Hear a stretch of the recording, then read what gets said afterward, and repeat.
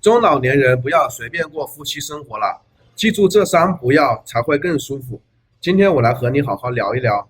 看到这个视频的朋友，可以先给这个视频呢点个关注，点个赞，这样万一以后哪天忘记了我说的这些内容，还可以拐过头来好好再看看。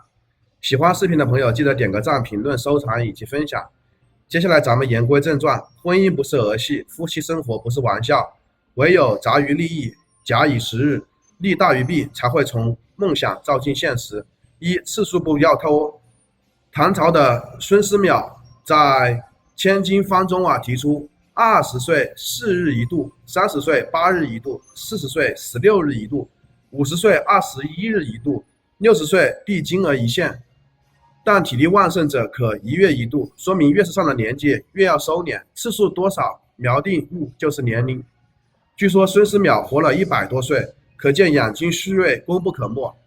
上了年纪就好比如正式跨入了人生的冬季，为此就需要避战提上日程了，争取平稳过冬，不要被幸存者偏差迷惑，侥幸心理要不得。中国文化博大精深，性命就是性就是跟命相连，无论上了年纪的男人还是上了年纪的女人，都需要避免无知者无畏，在活到老学到老的前提下，是不是？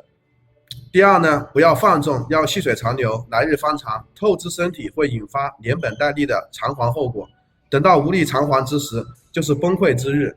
运用好事多，好事多磨，是不是？这个理论要触类旁通，在日常生活中举一反三。正所谓一口吃不成胖子，若违背常理，想要一口吃成一个胖子，不是被撑死就是被噎死。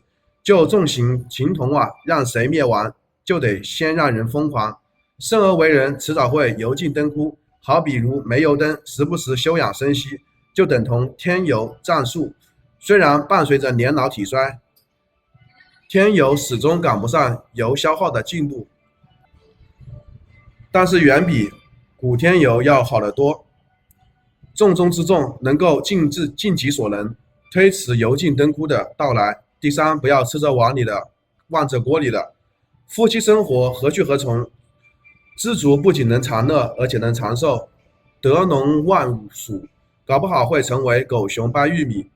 老夫老妻之间要相互一心一意，既不要对婚外的异性想入非非，又不要对婚外的梦中情人垂涎三尺。老夫老妻当失去新鲜感，自然而然会清心寡欲。但凡精神层面的偏离轨道，心神的消耗会感觉心累，身心俱疲。言外之意就是身体跟心神是一损俱伤，应寻见一思迁以及朝起暮的节奏。待到东窗事发，定然会吃不了兜着走，最起码会身败名裂，直至晚节不保。稻草会连续偏甜，待最后一根稻草不期而至，不是身体先被压垮，就是名声先被压垮。